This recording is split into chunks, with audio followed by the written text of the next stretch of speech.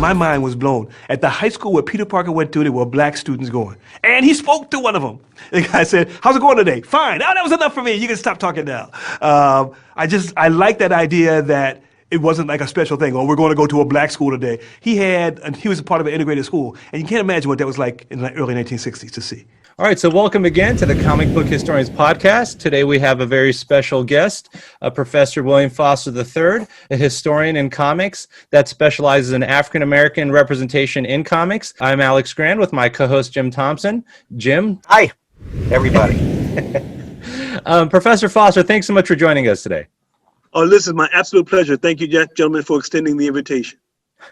So we're going to start with kind of like your early involvement in comics. Jim's going to start off with that. Then we're going to talk about your book that I really enjoyed very much, that we both enjoyed very much, Looking for a Face Like Mine, which is different articles of Black representation in comics, which I found really moving and just a really great history. Jim, go ahead and start with it. Okay, so Professor Foster, where are you from? Originally Philadelphia. And where did you move to? Oh, dude, how much time you got? I went to school in Massachusetts, and then moved to Connecticut. When I moved to Connecticut, I was working for a weekly reader of all places. It doesn't sound like a lot of fun, but it was a lot of fun. And that's where I am now in Connecticut. I love here. Oh, okay.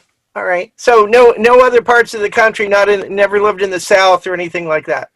No, Detroit for a minute. And that was a blessing.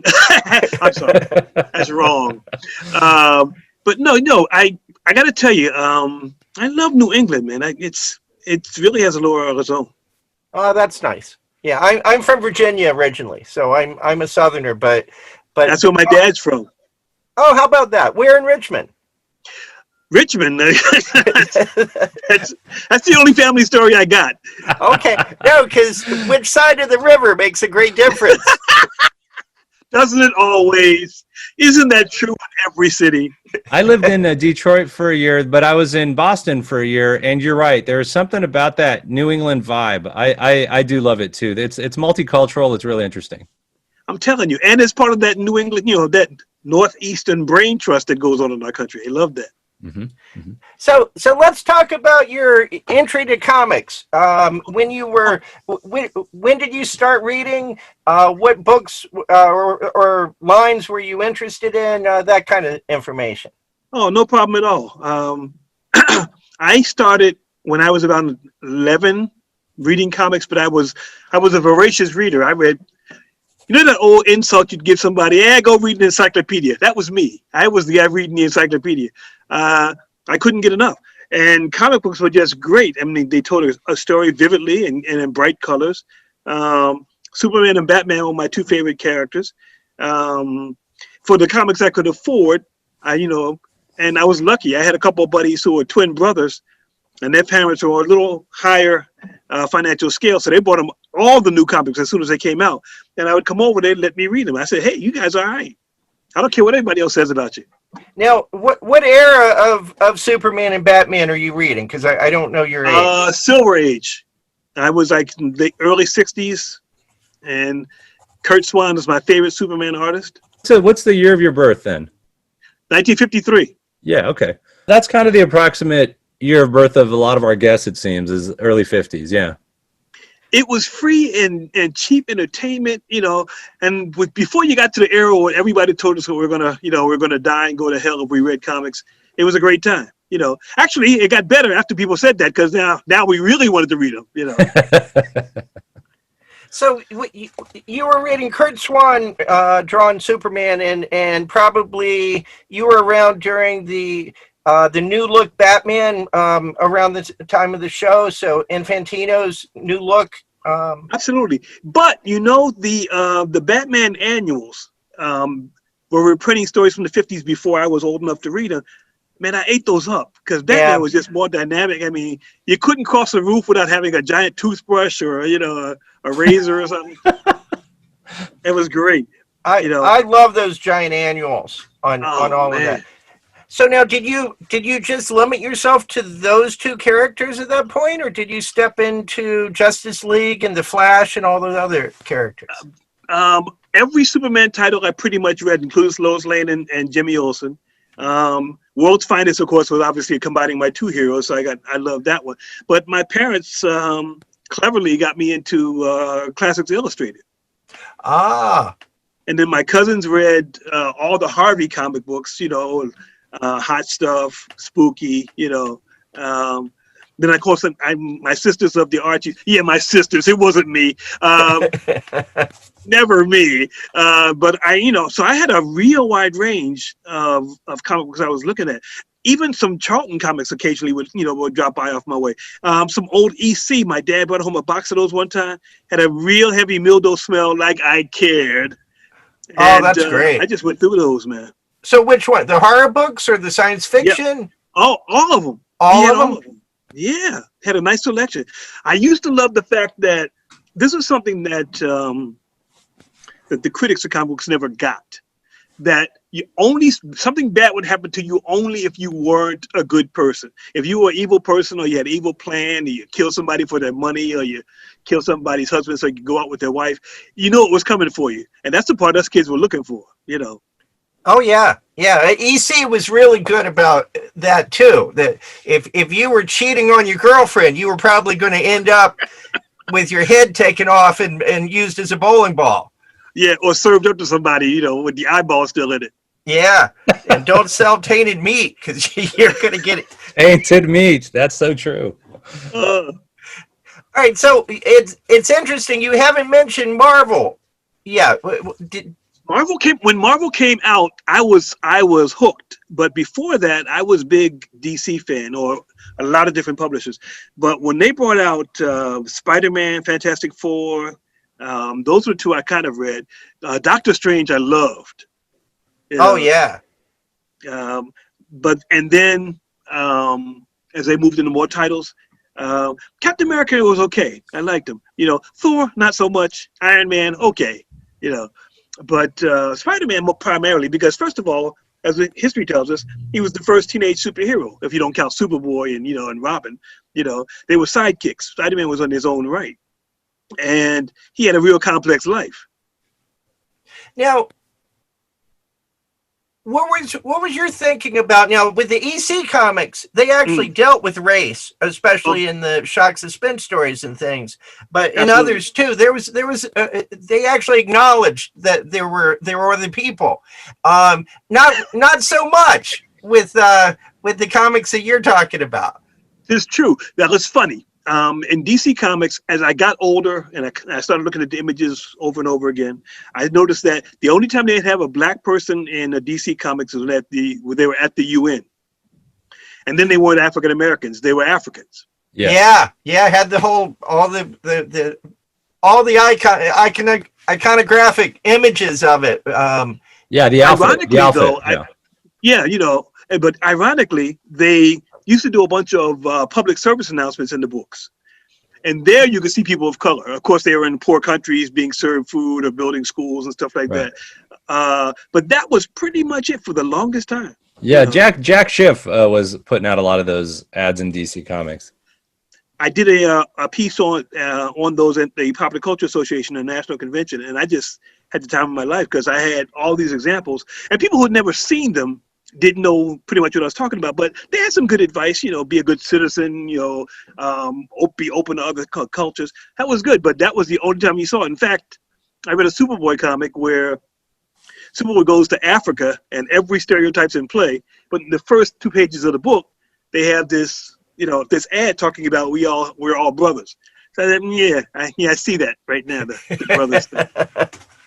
Now, when there were, some of the genres, even in the DC comics and the Marvel comics, allowed for black representation. I'm thinking of Gabe Jones in the Howling Commandos and Sergeant Rock. There was one black soldier in each. Gravedigger. Yeah, well, and there was Gravedigger too. So you had some of that stuff. Did you seek those books out? Were you happy or pleased to see black representation, or did it matter? I noticed that it was missing, but it didn't necessarily detract from the story. But it's funny you should mention that because the non-superhero characters I saw that were people of color were in Marvel. Peter Parker's high school had a black kid in it. Yeah, and Robbie Robertson. Yep. I mean, then they had a real job. Had a black cop, you know, that you see there at any point in time, you know, and it wasn't like, oh, well, you have to wait till some Negroes come along so you can arrest him. I mean, he was doing his job. Yeah. And that was kind of stuck out in Marvel, you know. Yeah, it seemed like Stan Lee was more progressive than Carmine Infantino when it came to stuff like that. I met Neal Adams at a show. I brought my entire collection of comic books and different stuff to in New York. And I didn't know who he was, but he introduced himself to me and his son. And he said he was standing in the one of the editor's office, and it was like they were asking for a new Green Lantern. And they were talking about him doing another blonde guy. And he said, I got sick of this. So I said, listen, do me a favor. Come with me over to the window. We're in New York City. Look out there. What do you see? You see people of every ethnicity. Why are we only representing one? I said, look, man, you got to help us out. You know, we have to represent what the reality is. That's what comic books have the opportunity of doing. And he said that's how he got Stewart as a Black Green Lantern. Yeah, John Stewart, yeah. He's a great character. Oh, yeah, man, still to this day. That run, for me, changed probably growing up as a Southerner. I was 11 or 12 when that first Green Lantern, Green Arrow, with the you done a heap for the orange skins and the purple skins. That was a defining moment for me. I always list that as one of the things that changed my life in terms of it woke me up in a real way. I like the cover where they show John Stewart without a Green Lantern mask. Yeah. And when Hal Jordan asked him, well, why aren't you wearing a mask? He said, look at me, dude. You think nobody's going to know I'm black? So I put a mask on. No, I'm not doing that. Get out of here. And he just had some, he had some bite to him. He had some, some flavor. Because let's face it, Hal Jordan was kind of like a tight ass. Oh, totally. And they got that. Denny O'Neil understood that. And that's what he did with the character Green Arrow would say, you're a tight ass, basically. In the Avengers, when Professor Bill Foster actually appears in the comics. 1967. Never forget it. Were you there? So you read that? Because I remember that issue. Because that was a standout too. That's a scientist, and it wasn't like just a one issue appearance. He became, not a significant part of the Marvel universe until later when he gains powers. But he was a character and a recurring character. I was more people kind of hit me to that because I didn't really notice that until later. And I started looking back when he became Black Goliath. That's when I kind of got it because they had the introduction right over the top of the page, the first page of every book, all 5 issues. And I just went back in time to see who he was and where he was. And it turned out he's the guy that Henry Pym asked about, how can I get this? I'm having difficulty with this controlling my size thing. And I said, whoa, that's just outrageous. That's great. And they introduce him and then they bring in the Sons of the Serpents, and it really is. Marvel's doing stuff that's very different from any of the other companies. And then you got the Black Panther coming out in 1966, which is like, whoa, where were we in America in 1966?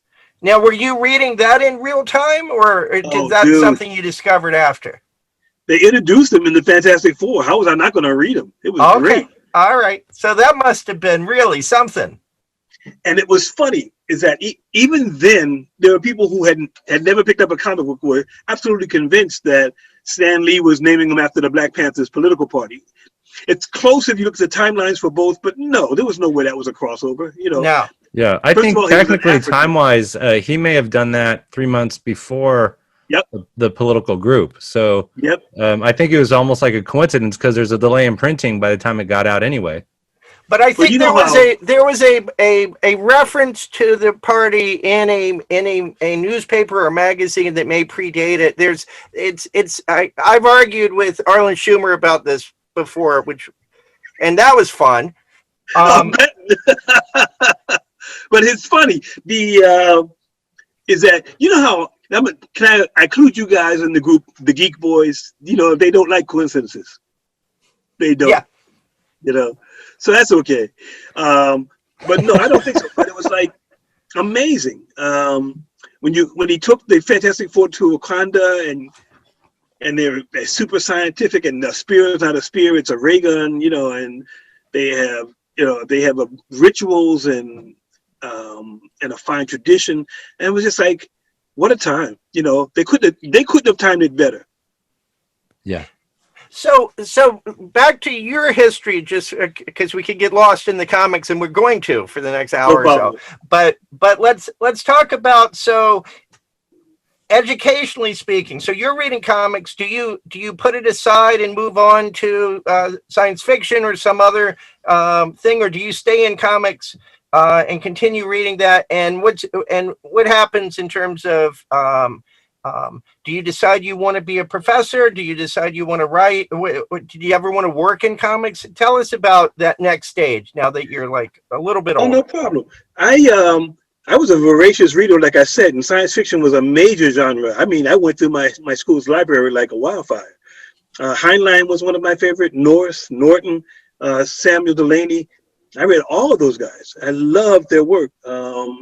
And comic books were taking me that same way, you know, give me a world of fantasy, but it helped me in science class, if you can believe it or not. Sure. Junior high school science class. One day my science instructor says, okay, I'm going to give you guys a property of a metal. You tell me what metal it is. Who's the only guy in class, thanks to reading the Metal Men, that knew every metal and got the answer right? Oh, yeah. But at the same token, I still had people, not my parents, people. I was a big church-going family, so you could always have somebody with an opinion and didn't know how to shut up. Were telling me that comic books were going to rot my brain. It was like, oh, this is a waste of time. Don't read those funny books, you know. And I just said nothing. But I say a bunch now because I'm thinking, yeah, you're right. They're not going to take me anywhere except to Germany, China, Australia, Britain. Yeah, I didn't go nowhere. I should put those comic books down. I wasted my life. But yeah, so I was a simultaneous reader. Like I said, I couldn't not read. Once I picked up stuff and found out I could be, through the opening of a book, I could go into another world.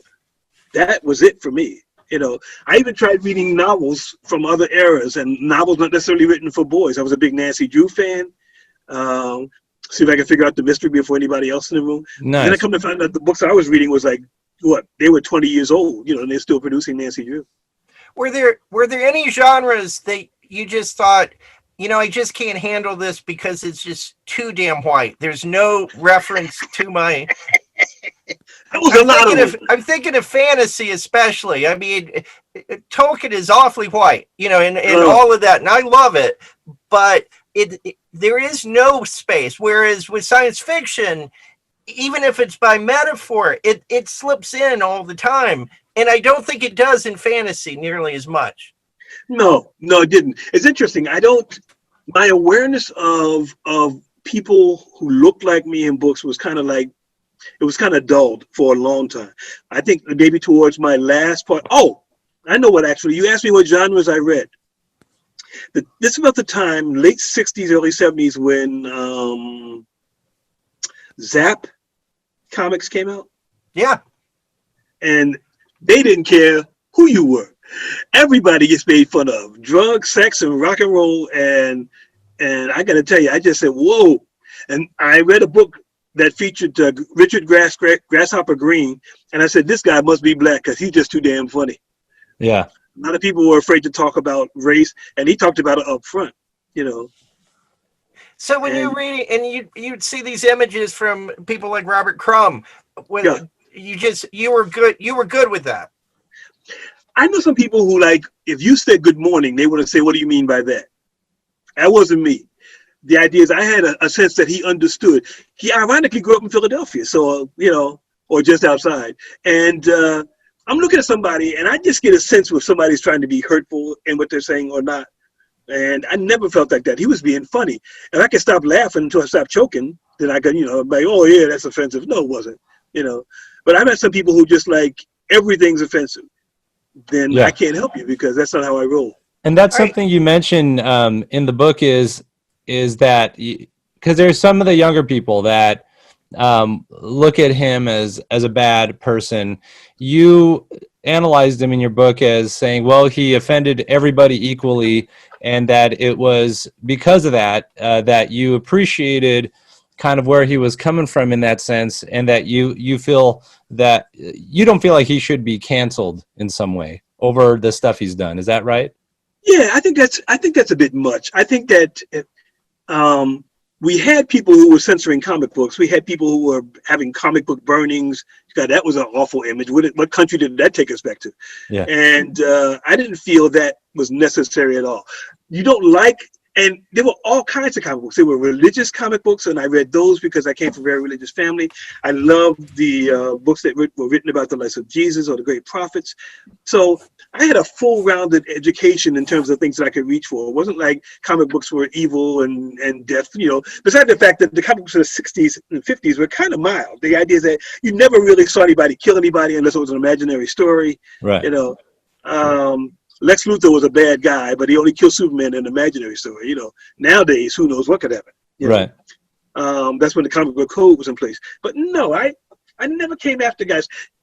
Particularly since I met guys later on, and I'm very fortunate, like Larry Fuller and Richard Gasparini. Again, I met them in person, and they're talking about what they did those days, and they just laugh, Yeah, that's cool. So I want to get you into college. Tell us about your educate. Like, what did you decide? What did you want to do as a career, and then how did you go about it? It's funny. I started writing very young. I didn't start writing well until I got to college. I started writing for the school newspaper. I wrote for the literary magazine. I wrote for the news service, editorial. It was an explosion for me. I had been writing stories since I was young because I was inspired by the books I was reading. So when I got to college, mass communication journalism was a straightforward run for me. I knew exactly. I had friends who didn't know what the heck they were going to do in college, but my parents, college was serious. If you're going to go to college, you better have something to do. And so I took it very serious, and I met all kinds of people there as well. So if you want to, and in fact, one of the guys who became the founder of Teenage Mutant Ninja Turtles went to UMass the same time I was there. Oh, yeah? Oh man. Which one? The fat guy with the glasses. Oh, that's probably Laird. The one that married the really attractive woman, and everybody saying, what the hell happened there? Yeah. And then Kevin Eastman married Julia Strain and all that, yeah. Hey, dude, life is full of mysteries. And the thing about Connecticut is something I didn't mention that I didn't realize when I moved here, is that a lot of cartoonists and comic writers live here.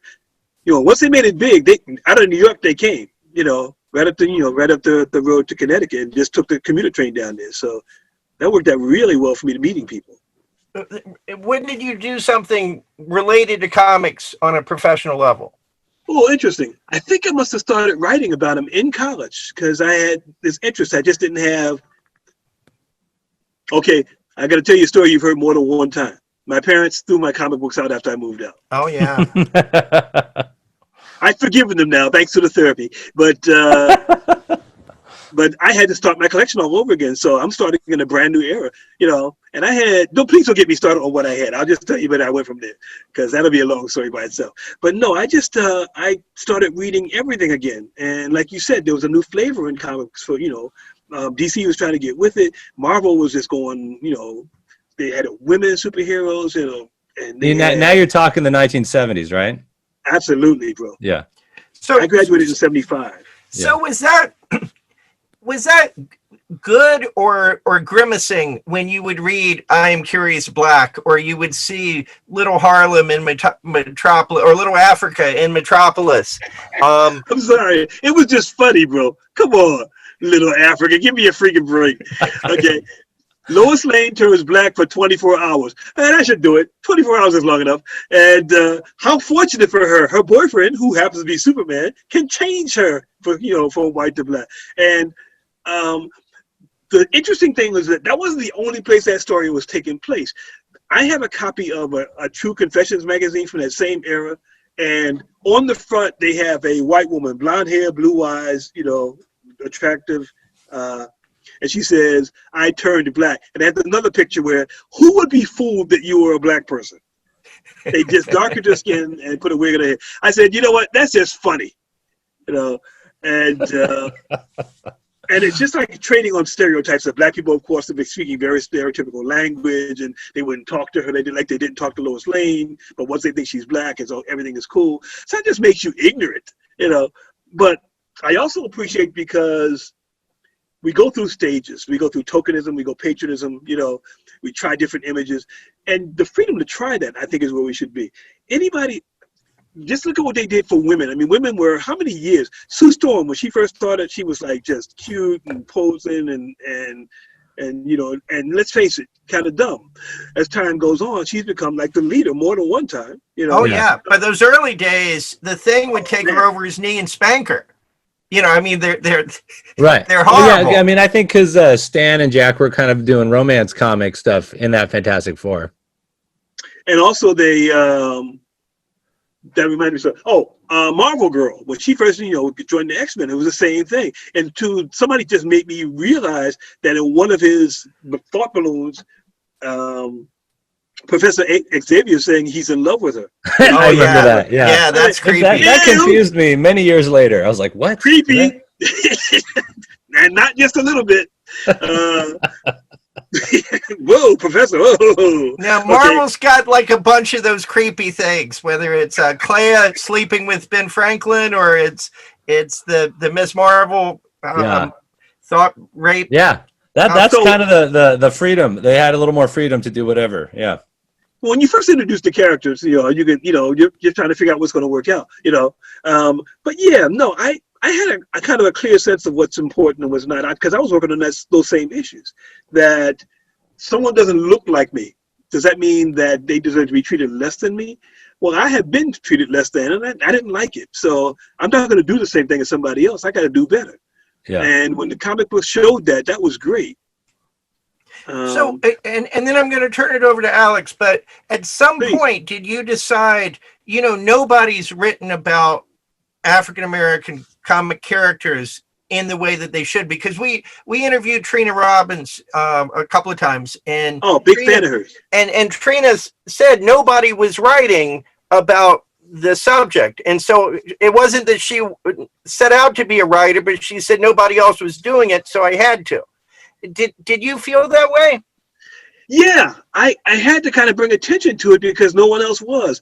The best thing about where I am right now, where I sit right now in comics, is that I have been able to find all kinds of writers, people who like have gone off into obscurity, and I pulled them back. Young people I see at shows, I immediately go to the table. This is who I am. Please send me copies of your work. So I'm become the lodgestone, and that's a road that doesn't upset me at all. But back in the day, not so much, my brother. Yeah. Really not.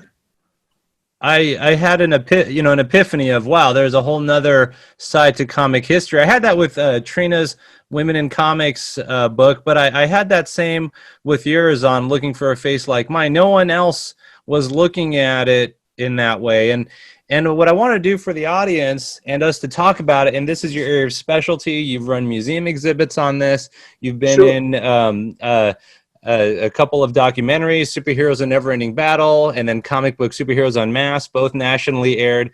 So you've been on TV talking about this stuff. This particular area is a specialty of yours. Let's go through kind of a timeline of starting with the Yellow Kid and moving to the present a little bit. There's quite a bit there, but so you had mentioned I'd watched one of your interviews, and then I also read your book as well. The Yellow Kid, 1895. Hogan's Alley. Now, a lot of the early comic strips, like the 1890s I'm talking about, before everything was nationally syndicated and homogenized and kind of whitewashed in a way, in the 1890s, they were showing like local New York life in the Yellow Kid. And you were mentioning that there was like a gang of kids, and the Yellow Kid was one of them. There's some African-American kids. Tell us about that scenery, and then move us forward through time, like with Krazy Kat and stuff like that. Oh, no problem, brother.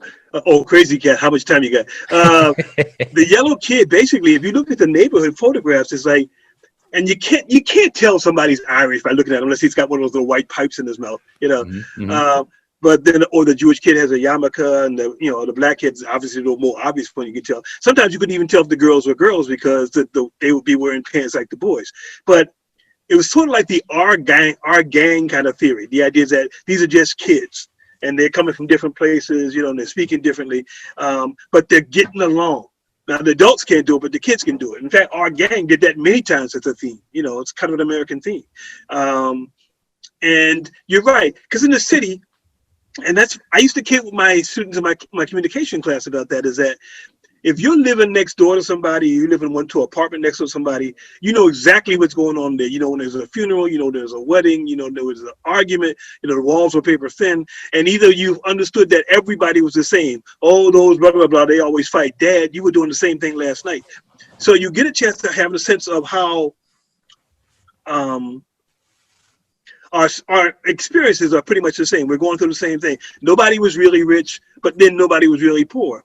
And if you ask me, I'd tell you my family wasn't poor. But if you look at compared to somebody else or contrast somebody else, that was true. So they started with that. Now you move into the 1920s, 1930s, and comic books are taking on a place of their own.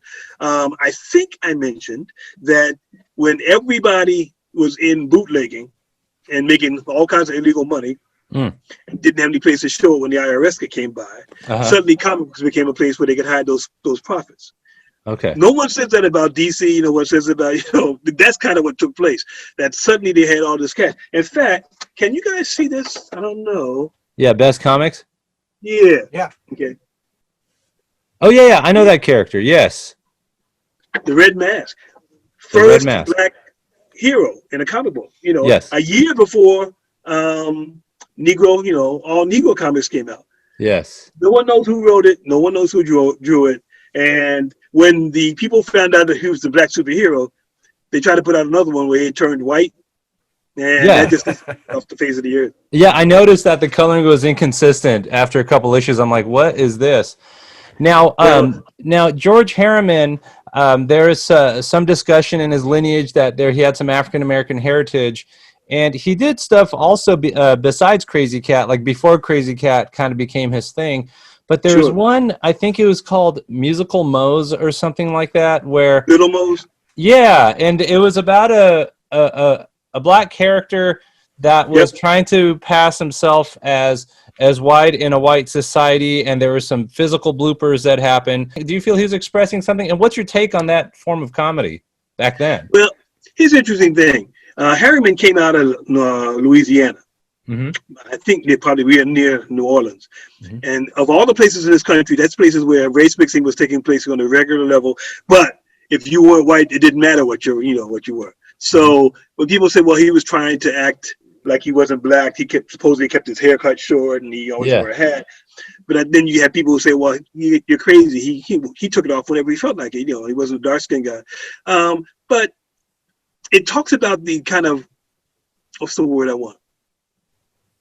The kind of sickness about race that we have in this country, about you can't be too dark or people passing.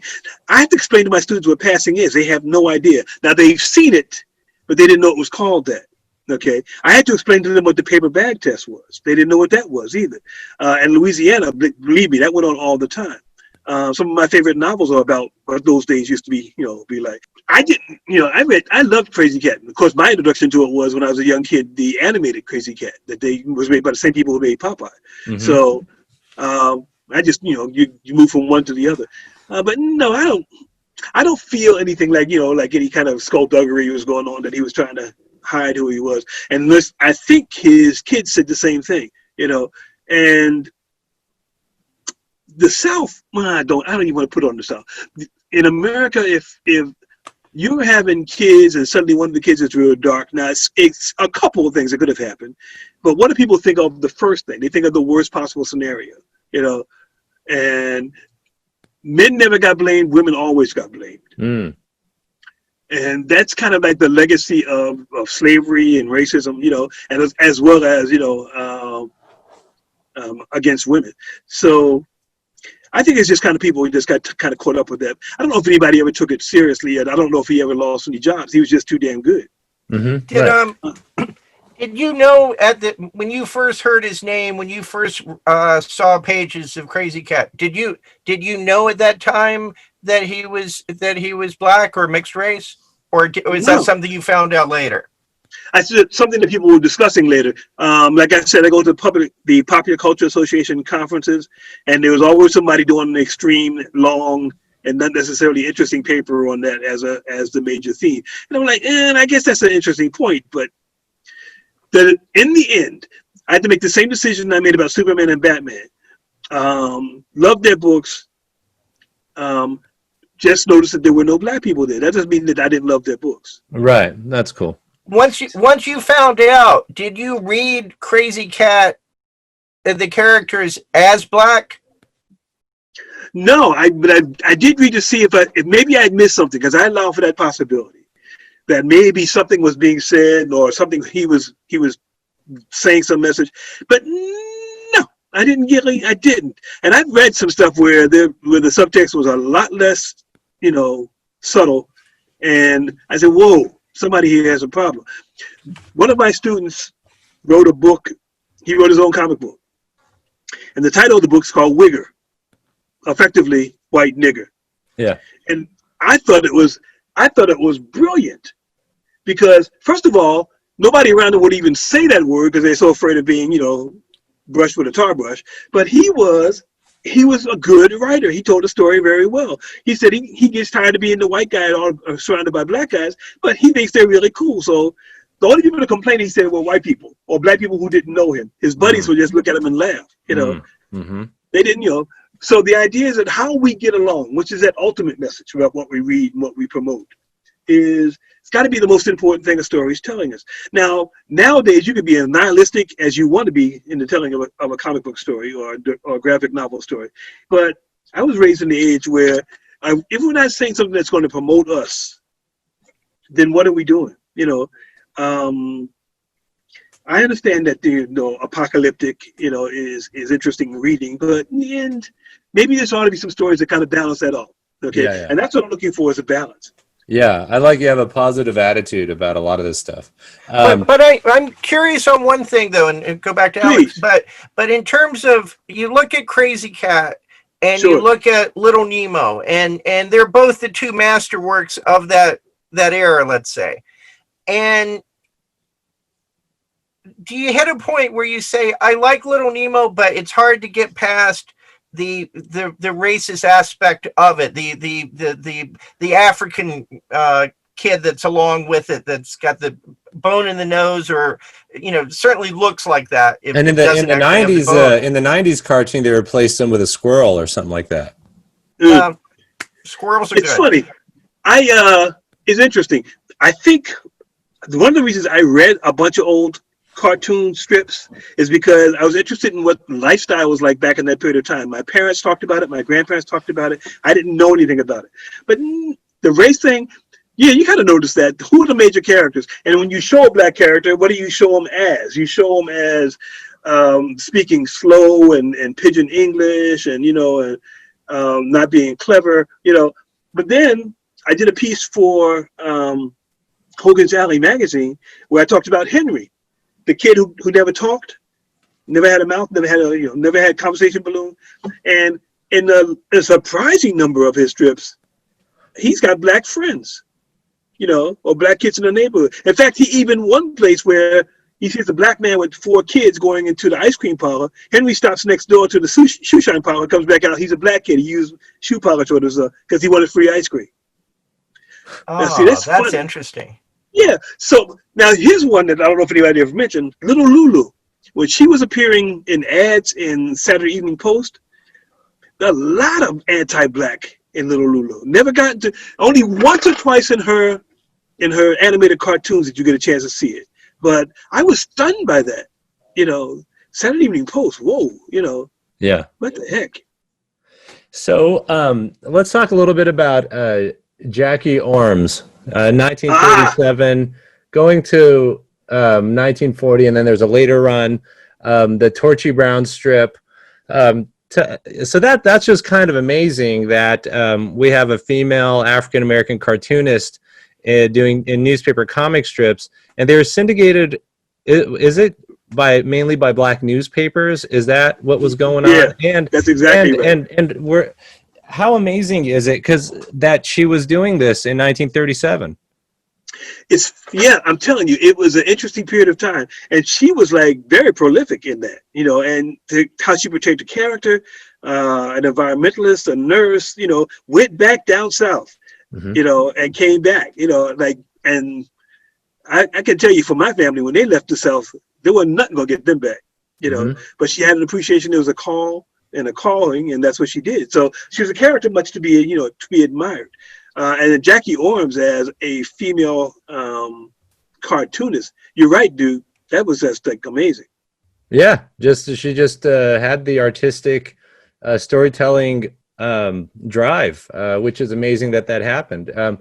Let's talk a little bit about Will Eisner's Ebony character. You put him into you said there were 5 categories of black representation in films. You apply that to comics as well.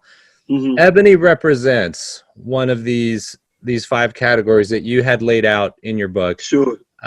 There's also a 1973 conversation with Ebony White by Will Eisner that you applauded in your book as well. That you applauded it. What's your take on the Ebony character? The movement that some of the younger people are saying that we should get his name removed off of the comic industry awards. That what's your take on Ebony? What was your impression of his 1973 conversation? Tell us about that. I tell you what, I'll start off with my conversation with Will Eisner. Mm-hmm. I don't know how I got lucky enough to do this, but one San Diego Con. And he was always swamped. And so I decided I'll come back later. And I came back and like literally there was nobody. It had to be lunchtime. Nobody was around his booth. So I said, Mr. Eisner, I'm a big fan of your work. And I talked to him I said, what do you think about how people felt about Ebony? And he kind of paused for a second because it's obviously the first time he's been asked. And he said, well, it depends on when you ask me. He said, sometimes people have said that it was a great idea to be inclusive. And other people said, how dare you have such a despicable image of us? And he said he got awards from NAACP at one point, and he said at another point, they completely condemned him. And now it's interesting to me, he also had a black police officer who was in more than one strip, in more than one comic. And they have one where Ebony, because the black girl turns him down, decides he's going to go back to school to get rid of his Southern accent. He said he doesn't want to be recognized as a minstrel. Mm-hmm. You have black soldiers. So it's, if I was doing characters, I would be real careful about who I painted. But at the same token, I don't know if you guys remember the creator of Dennis the Menace. Mm-hmm. Hank Ketchum. Hank Ketchum, yeah. Yep. Hank Ketchum came out with a black character about a year, maybe 2, after Charles Schultz introduced Franklin, the black character, Franklin. And he did not get the same reaction as Charles Schultz got. People came after him with almost guns and knives. He was in Europe at the time, and he got a wire saying, "Get back over here! They're crashing into offices. They're destroying property." And his goal, he said, his response was this. He said, "Wait a minute! Every cartoon character is a caricature of somebody. Find somebody who looks like Mr. Wilson with his big ass." So, and has or Dennis's father who has a nose like a nose cone, okay? Or Dennis himself who looks like a tramp with a load in his pants. That's what I'm doing. You're creating something, but the idea is that people were, as we said, I can't make anybody less sensitive than they are when they see an image that they think is really negative. So Ebony, I didn't feel insulted because on top of everything else, now, I got a question for you guys. I used to do it for my students. You remember the old TV show I Spy? Yeah. Robert Crumb, Bill Cosby. Okay, here we go. I want you to think about a typical episode. They're getting into a car. Who's driving? Is it Cosby or is it Culp? If it's Cosby, is he the servant? If it's Culp, it's because he's the master. Or does it not make a difference? Right. Yeah. Sometimes people will get their own impression of something. And so I think that's the same thing. And we're going to see it. We're going to see it continuously until somebody comes out with a character that's just so stereotypical that they're just going to, and it'll be done for that point. Okay, because there's got to be artistic freedom on one side, and you got to be telling a story on the other side. And and we all think that every point has to be, you have to hit these numbers on every story you do. When has that ever been true? Because that's been changing dramatically. Think about a character like Spawn, who was a black guy when he was alive, but now the skin's burned off. But people still think of him as a black superhero. I have a friend who says, no, I don't want no dead guy as a superhero. Yeah. So it's such a yin and yang. But for me, when's the last time I was offended by a character? Oh, okay. I collect all kinds of comic books. So I collected one that was put out by the American Nazi Party. And so you can have an appreciation what kind of characters they showed on. Yeah. I just screamed, you wasn't trying to be nice to nobody. You were trying to make a real important statement about what you think about other races and other religions. Okay. And the more cruel and violent you were to those members of those races or those religions, the more you thought you were making your point. Gotcha. Not lost at all. But you don't really have to go all the way back to the Nazis to be offended by. I mean, like, there's American comics that I'm sure.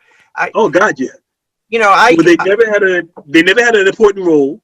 They were only shown for surface, protection, like on the cover, never seen inside the book. There weren't any black superheroes. There were no black superheroines.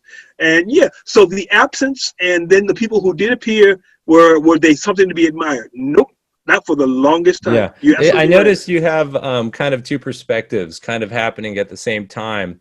Sure. And they're valid and they're both true. There's that one aspect of we should be represented better. But then there's another aspect of, and you said this in your book, that it's better than nothing, and that I love the comics for its form, and I love the history of it, and that you appreciate it for where it was. It's kind of interesting that you have both of those happening at the same time. World's a big place. And what's one of the biggest problems we have right this minute, this time in history, is that if you don't think the exact same way I do, not only must you be punished, but you must be punished severely. Yeah. I think that's horrible. But here's the thing. I've seen enough. I've seen enough of people of color creating their own comic books, and that's the excitement for me. And it never ends. And then I've seen them move into mainstream comics and do their own books. So with the point where you had nothing on the screen to the point now you have any number of points of view.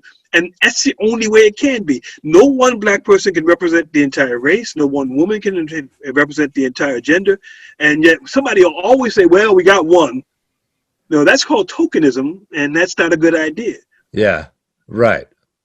True. Now, and talking about African Americans making their own comics. So as a segue into it, you mentioned, this is kind of interesting. I like kind of throwing these in, but in 1945, World's Finest Comics 17, there was actually a tribute to African Americans serving in World War II called Johnny Everyman. That was pretty cool. And then a couple years after that, you had mentioned it earlier, All Negro Comics. And what was interesting was you put it was by Orrin Evans. Yep. And you had an excitement in the way you wrote about it, in that that African Americans having control over their own imagery, and that you had mentioned that was something that was especially meaningful. Tell us about the significance of All Negro Comics. Orrin Evans was a reporter, and he was more than just a reporter. He was actually the guy who created the Negro journalism organization. And so he was not afraid to get into a cop's face, which is even at that point in time would have been horrendously dangerous. But he said, it's either going to be straight or it ain't going to be. He said he got tired of seeing comic strips that didn't have people like him. So when the paper he was working for went out of business, I'm reasonably certain all the guys he got weren't all black, but he got a bunch of guys who he knew could do the job, and they put out their book. He was so impressed that he could sell this book. He sold it for 15 cents when every other comic book was selling for 12, which was a major thing to do. And full color, he did the book, not only the cover but the inside. Right. And he did a great African king. He did a black detective. He did black fairies. He took the stories wherever he could, and I thought that was amazing. It only lasted one issue, which I happen to have one copy of because I happen to be in the right place at the right time. That's how it gets done. And then you get other people deciding that maybe we ought to try this. So you get Negro Heroes. Who was that, Dell, or was that, I think it was Dell. And then you have in 1965. Yeah, Lobo. Yep. First comic book that features a black character as a main character. Now, I met the guy who put I met both the guys who put that book together. Oh, yeah? Oh, that's cool. Got lucky. I happened to be doing an exhibit on Long Island, and this guy walks up and he said, "Hey, that's my work." I said, I thought you guys were dead. And then I met the other one because I did a comic book show while I was teaching at my college, and the guy shows up. He lived not far from where we were doing it, and I couldn't believe it. I had him come down to the there's a big black comic book convention in Philadelphia every May. I had him come down. They gave him a Founders Award. He was a white guy, but he was the guy who said he read a book called The Black Cowboys, and he said, "We need to do something." Yeah, because that's a real thing in history that it should be told. That story needs to be told. And there were black westerns all the time. I mean, there was that was very common. African American westerns during the serial period. But sadly, they were only shown in black theaters and only one night a week. Yeah. It was like specialty films, and it took me years to figure this out because by the time I was going to theater, you go anywhere, but to be only allowed to go on the Crow's Nest and only on certain days of the week, and only, and they would cut certain scenes out of movies so that it didn't look like black folks and white folks were getting along. I was like, geez, people before me had to go through a lot of jobs, through a lot of hoops before. Yeah, that's right. And I never understood that, because it wasn't my experience. It's like riding on the back of the bus. If I can put that point in, is that when I was a kid, back of the bus was where the fun was. Right. That's where somebody was playing cards, or somebody had a guitar, or somebody was passing around a bottle or something. But before us, there was never like that, and you need somebody to kind of give you a sense of that history. Before we jump too deep into the 60s, because 60s and 70s are their own pretty amazing story in this, but in the 50s, there are a couple of notes. One, you mentioned Batman 57, Batman and Robin stand up for sportsmanship, probably Jack Swift's statement that racial fighting weakens our country. So that was an interesting thing. It's cool that you found all these and that you put them in your book like that. Then you also mentioned, and Jim will find this one interesting, is 1964-ish, you have the war comics. And you have, Our Army at War, Star Spangled War Stories, Sgt Fury, Howling Commandos, and you had mentioned you had mentioned in the book when it came out that you weren't sure why, but war stories tend to be a fertile ground for a racial discussion. Why is that? First, what's your impression, and then maybe Jim can weigh in on what he thinks it is too. Oh, no problem. The particular story I read it was like real early in the run of Sgt Fury and the Howling Commandos. They had a guy who joined their commando unit, and they had an Englishman, they had an Italian American, they had a Jewish guy, they had a black guy, they had a Southern guy, and then you had Sgt Fury, who was from New York, from Hell's Kitchen. And this guy, when they bring him into the barracks, I'm not, and they say, well, here, you'll be sleeping next to this guy. I'm not sleeping next to a black guy. Get that Jewish guy out of here. It's like, and they call him on it. They say, you're a bigot. Yeah. We work as a team, and we all die, and sure enough, this guy, because he wants to be a hero, and he's like starting them a fight when they're right in front of the Germans, when it looks like they're all going to get killed, and he gets the message, but he doesn't. It's not so obvious. Oh, gee, fellas, that's great. It's a small world, that's not what happened. The idea is that he gets it, but he can't admit it to them. That I liked about the story. Now, on the other side of that, in terms of realistic, there was never an integrated unit in the United States Army, ever. Least of all the commandos, But despite that, I loved the fiction. I ate it up. They had all separate skills. They worked together. They looked out for each other. Hey, come on, who wouldn't be a part of that gang? Yeah, that's true. Jim, what's your take on the war genre and racial discussion? Well, I think I think in comics it was really clear. I mean, because I think of Blackhawks and Chop Chop and how and so many or Young Allies where Kirby does it horrible black kid, whereas when they bring in Sgt Fury, Gabe is as competent as anybody and one of the cooler characters. It's a little silly with the trumpet, the trumpet, yeah. But it's okay. And later they use him in terms of music and that story that takes place in France and the treatment of black men. That's kind of brilliant. I really so they're good on that. The story that the professor's talking about, doesn't that end with Gabe actually giving blood to the racist? So it's a little heavy-handed in terms of the last comments, the final panel, but it's good. And I think in film, you don't get a lot of that until probably after Fury and Rock and those stories. Or I think comics really are leading the charge, so to speak. Absolutely. Well, I think it's also that when you guys were talking about Marvel earlier, that they felt they could do it. DC, maybe not so much. Right. And that Marvel ran with it. They could make a change about something. It wasn't like they were, all of a sudden Sergeant Rock's, Sergeant Fury is like black one day. But the idea that he encourages his men to have an appreciation for each other. And I don't know if DC was at that point in time, don't know, was open to that kind of storytelling. But none of it compares to that EC story where the white guy goes and is being celebrated, and he finds out that his fellow black soldier is buried somewhere else and is not honored, and he calls them all out on race. That's that's ahead of its time like nothing else is. I love that story. I loved it because you had to read it carefully and you had to keep up where he was going with the story. Speaking of EC, did you like that Judgment Day story where the astronaut? This is 1953 now. We'll go back to the 60s right after that. But the astronaut talks about it's at the robot planet, and there's one color robot versus another, and there is this kind of bigotry going on. And then the astronaut says, "You guys aren't quite ready yet," and he takes off his helmet. He's an African-American man.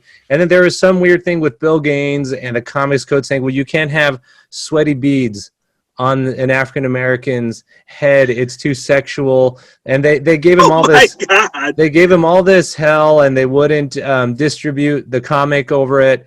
Or not they wouldn't distribute, but the comics code wouldn't approve it, so the newsstands would distribute it until he complained enough.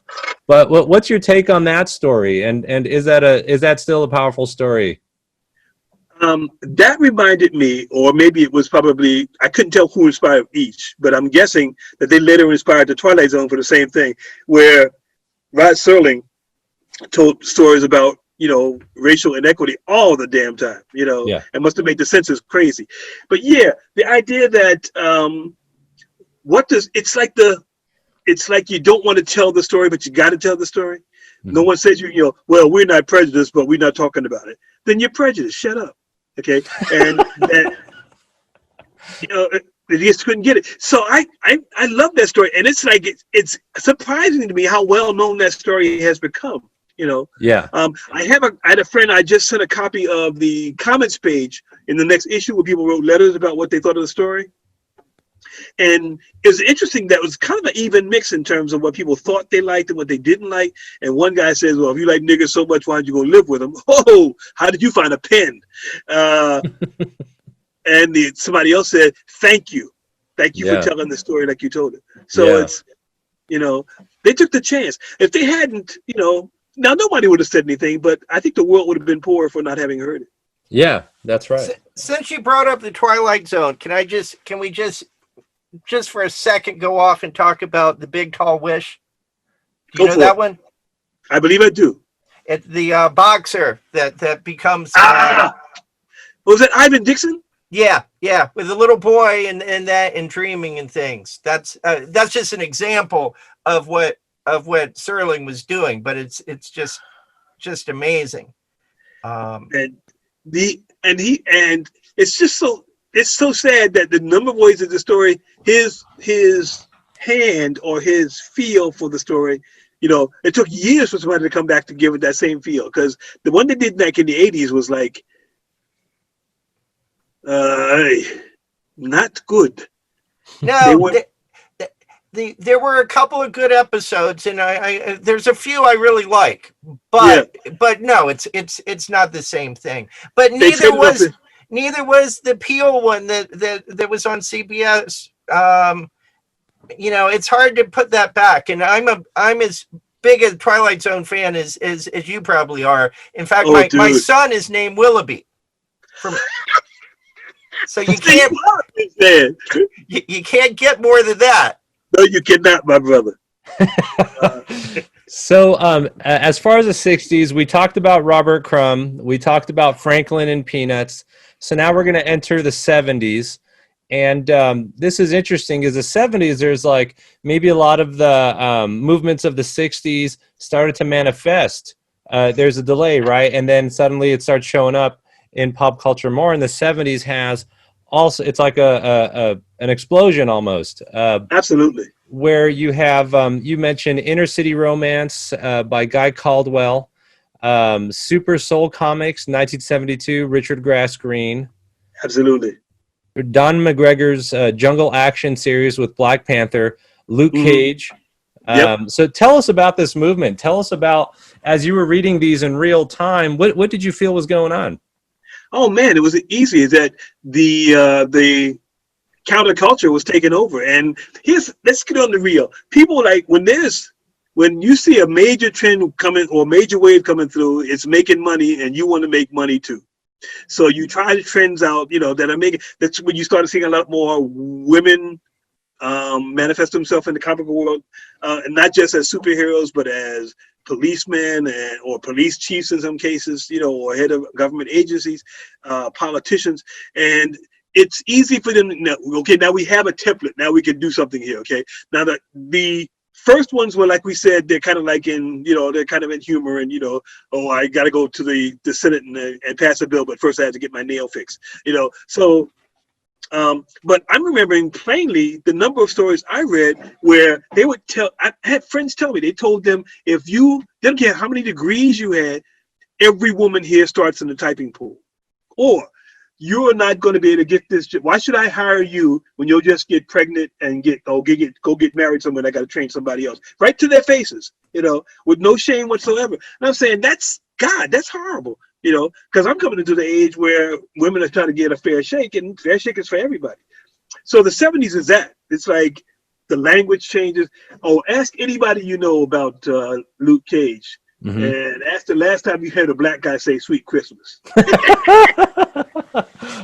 it would have been on the Netflix show 2 years ago. Oh man, who was I talking to? I was talking to. One of the guys who did the Milestone Comics, and he was cracking me up with that. He said, "Yeah, me and the brothers sitting around, and I heard somebody say 'Sweet Christmas.'" I said, "Please, you're killing me." But also, there was another phase too. Is that every black superhero had to have black in front of his name, right?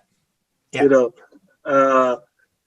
And that kind of got to be a joke. Even now, it's still kind of a joke. But I understand how that was. Being black was important to say. And if this is the only way you can say it, that's fine. Okay. Did you ever see did you see the Harvey Birdman episode with Black Vulcan? It's have you gotten to that one yet, Alex? Yeah. I finished the Harvey Birdmans. They are funny. Yes. Black Vulcan is on the stand, and he doesn't want to be called Black Vulcan, and he says, "I said to Aquaman, why don't you call yourself Whitefish?" That's a good one. And in the recent Harvey Birdman special, Black Vulcan became president of the United States. Actually, you're kidding? Yeah. Did you watch that? No. You should check that out. It's funny. It's like 2019 or recent. Yeah. Oh, excellent. Thank you. I'll be looking for that. Yeah. Yeah. So it's now Black Vulcan is Black Lightning, right? Just so everyone knows this, but just for and the I show, can't understand what happened, but I'm sure it was something legal. Yeah, it was a legal thing with the name. Yeah. But and what? Who did you have? Apache Chief. Yeah, Right. the Apache episode Chief. is Yeah. Apache Chief episode where he goes to a Starbucks and burns himself on a hot cup of coffee, and he can't grow after that. Yeah, the pain was too much. So now when you read the Don McGregor Jungle Action run, did you enjoy that run? What was your impression of it? Well, okay, now I got to separate my, because I know Don for a long time. The title gives some people pause, but he was always trying to treat the character as a human being, and that's what happened with Black Panther for a long time. People didn't know how to deal with him, so he was kind of a background character. Is he the monarch of the country? Is he a superhero? How is he a person? At one point, I think he has a job as a teacher in a high school. Yeah. So they couldn't really decide what they wanted to do with him as a character, and that was and even to not very long before the movie came out, because I was reading a book on a regular basis, but I couldn't read it anymore because I couldn't tell where he was going. It was very confusing. Mm-hmm. You mentioned Storm, the creation of Storm in 1975. Len Wein, Dave Cockrum, she became a strong female Black leader. What was your impression of Storm? And you mentioned she has blue eyes, but still it's an African princess. Tell us your impression of Storm and why is that important? I think it's important because you never had anyone like her before. It's interesting that when they did the amalgamation comics, where they combined the Marvel and DC heroes, who does she combine with? She combines with Wonder Woman. Yeah. And becomes Amazon. Yeah. Which tells you how powerful image that she had, that was a natural fit. They didn't have to have to explain it to anybody. As they tell her story, and it changes over time, she has a African mother and African American father. Mm-hmm. She has been a thief in Cairo as a young kid. Yeah, because her parents were killed in an explosion. So they're adding elements to her story. Then she becomes Kitty's kind of like godmother, when she was a teenage girl trying to make her way through, and rogue at the same time. So she has a lot of different hats she wears. Yeah, and she's very developed. I mean, I like her character as a person because I've read so much of it. I never knew that I was surprised to see how much she called the professor on ethical issues, and I thought that was important to have somebody like that, because if you're an all-powerful person, that's what's going to stop you, as we saw in Jean Grey's character, where with no governor, what happens, and that's also since he's in love with Jean Grey too, evidently, so that gets weird. She's sexual. She has a sexual aspect to her that a lot of time Black characters, even going back to then, are often neutered to some degree. Absolutely. And you would have her taking showers naked, having it rain on her, and she didn't really like to wear clothes and didn't fully understand it. And that was highly unusual at the time, where the Black character kind of tended to have a stick up their ass. I mean, they didn't have that because people didn't want to see that to some degree. Oh, hell no. They did want to see, but not in the crowd. Right. But yeah, so no, you're right. And now you guys knew that Wonder Woman had a Black sister, right? Yeah. Okay, yeah, Nubia. Absolutely. Who's another person they didn't know what to do with as a character, So it was like, I'd like to think, or I guess I'm thinking, is that because we have these unresolved issues with race, we're going to always be dealing with that kind of thing in this country, where the idea is, she's Black, but she can't be this, but he can be that. And somebody says, he can be that, but he can't be this. And we're going to be working with that for a little while, I suspect. But it's something that comic books they can't ignore it, but at their peril, I think, is that I've dabbled in writing stories, and I've just begun to appreciate that it's not as easy as it looks, even if you go to the tropes that have been in place for decades. Right. So now later 70s, and This is an interesting thing you mentioned, because you had an interview with Green, and he mentioned, and I don't know if this is still a thing or if it really was a thing back then, but he said that when he was younger, being both black and an artist in the black community, they would think he was maybe gay or something. Or creepy. Or creepy or gay. Some different thing. Not that those two words are synonymous with each other, but just that that's what it was looked at. Was that a thing, first of all, and is that still a thing? It was a thing, and for certain people, it's still a thing. Okay, because I can hear the voice in my head just when you were saying that out loud. Someone saying, well, "What kind of man wants to be an artist?" Really? Okay, the kind of man who's making more money than you'll ever make in your lifetime. Okay, but nobody ever. The same people who tried to dissuade me from being involved with comic books because they couldn't see a place where it would make any sense. We have to be serious. We have to march to a certain drum. You have to get a job that has this kind of, really. Okay, and if I don't do that, then I'm a failure. I tell you what, I don't define failure for myself. Not disrespect for you. I'm sorry, disrespect for you. But no, that's not the only way you can make a living. And I have young people now. I have a number of young people who I'd like to think I influenced to go follow their heart. They're not making a dime, and they don't care, and they're doing fine, at least from as far as I can tell, because I'm, how you doing, Yeah. But there will always be people who say that this is not a wholesome lifestyle. I see. You want to be an artist. Not wholesome. That's the bottom line, I guess. Yeah. There are a couple of things that happened in 1978 comic-wise in this aspect that we're examining here today. In 78, and Jim's a fan of this as well, is Sabre by Don McGregor, which was basically one of the earlier modern graphic novels, strong black adventure. But then at the same time, same year, you had Bill Mantlow's 1978 story. It was a Spider-Man story, The Hypno Hustler. Now, tell us what makes and just let the audience know, because maybe the audience doesn't know. What's your impression of Sabre versus something like The Hypno Hustler, and why is one maybe more successful than the other? Okay, the Sabre was basically, if you look at him, he was basically inspired by Jimi Hendrix. There's no question. Yeah. And he spoke lyrically. He didn't give a straightforward line.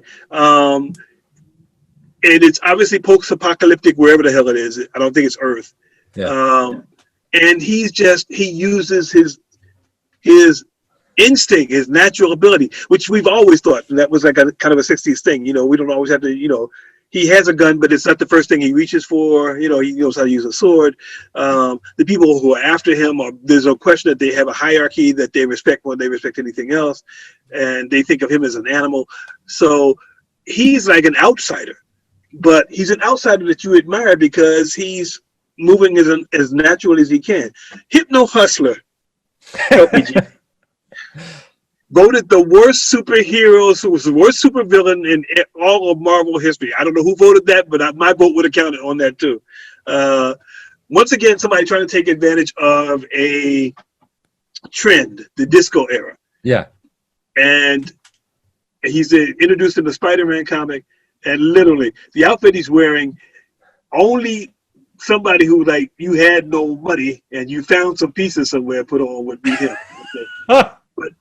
But that's okay. You gotta stumble sometimes. You gotta stumble sometimes to figure out where you're gonna be. I'm surprised you knew about that. That just kills me, man. That's it says something though about how far Marvel goes down in some ways in terms of the major characters. Like they're doing great stuff on the side, the Steve Gerber stuff and those things, and McGregor. With Billy Graham, because we should mention Billy Graham in terms of that too. Absolutely.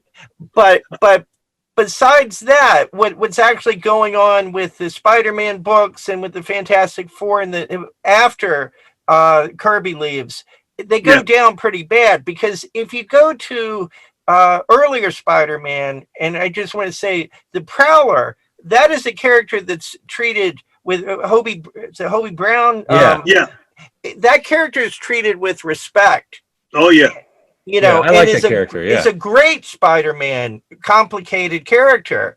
and then you skip 5-10 years, and you got that guy on the skateboard, and you got the Hypno Hustler, the Rocket Racer. Oh yeah, and they're just awful.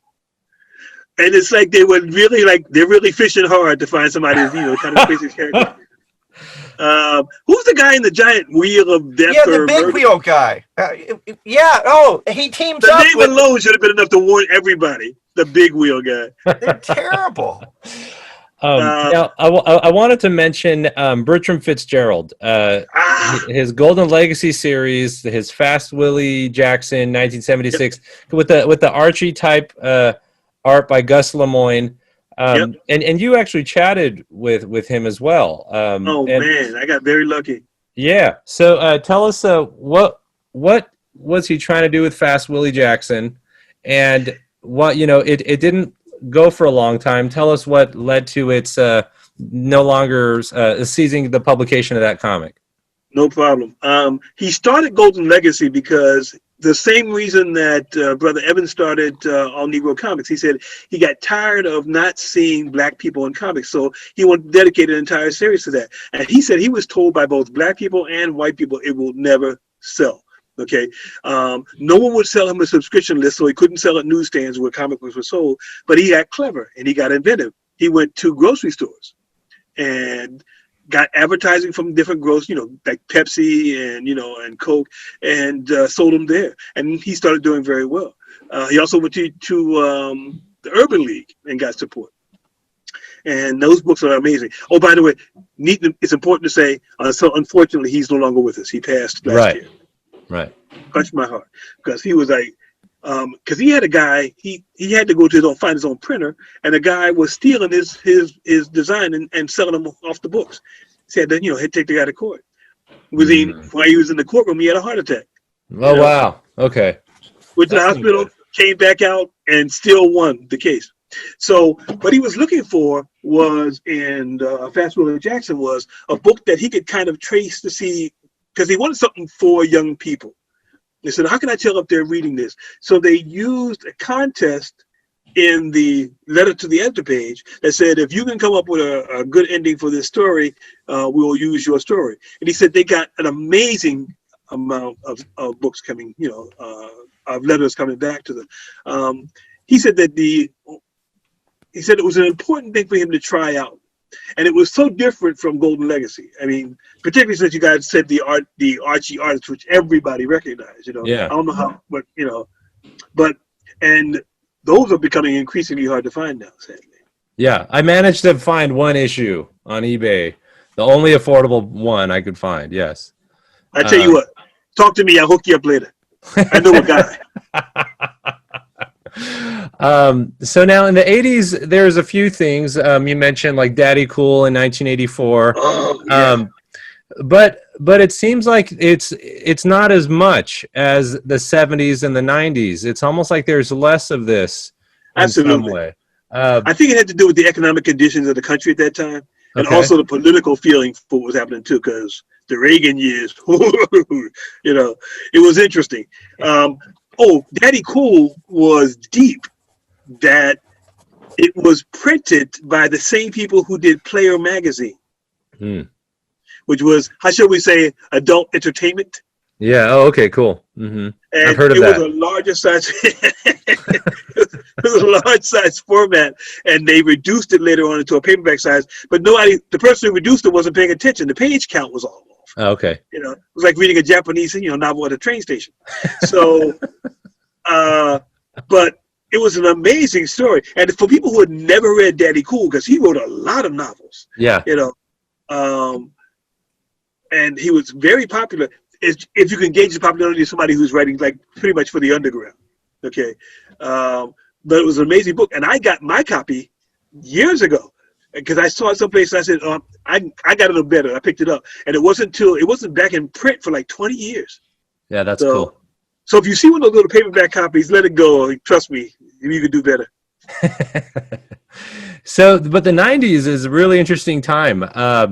And comes back strong. Yeah, it comes back really strong. And also, it's not just comics. You also mentioned cards, right? And there was a big thing in the early 90s where cards, even Marvel hopped on the bandwagon with their Marvel Comics cards. There's this huge card industry. Even I think Revlon that bought Marvel also bought a card company. Like there's this big thing for cards. And you mentioned that there was in 1990 a Miss Black America trading cards. Oh, dude. 1992 Civil Rights Movement cards. 1992 African American History cards. Yep. So tell us, about the card market with this topic, and did you know about it at the time, or was this more of a later thing? I did. I found out about it at the time because I taught a summer program at college for kids who were gonna, if they took the summer course, they would get a leg up for that spring, for when they would decide if they want to go to this college or go to school. So it was a nice idea. It was great. And my students turned me on to trading cards. I was surprised. I was a comic book guy. But before the summer was out, I had 3,000 cards. And majority of them, like mostly superhero, but other things as well. I was stunned to find that set of Miss Black America trading cards. Mm-hmm. But it was a promotional device for a lot of places. So that's what they got into. What's wrong with me? The Milestone Comics was a whole other thing. Yes. Oh, God. And Dwayne McDuffie and those guys. Yeah. Oh, I was going to say a story about Dwayne McDuffie when he initially went to Marvel, just a passing story. Yeah. And he said, give me control of your worst selling book. And I bet you I'll turn it around. That's exactly what he did. The worst selling book was one about, after all the fights with superheroes and gods and warriors and demons and stuff, there's always a mess in the city. Who was the company that came through? Oh, Damage Control. Yeah. Uh-huh. That was the book he took. Okay. And I said, I'd never heard that. But once he told me that, I just said, I got to read it now. See, yeah. Because you were involved. Yeah. I never thought about looking at it that way, so I'm going to go back and look at those again. But yeah, I was stunned. And Milestone had such an interesting story. Here's the thing that some people got caught up in, and they got smacked hard. Yeah. Some people would tell the plot of their characters through the cards and no comic book.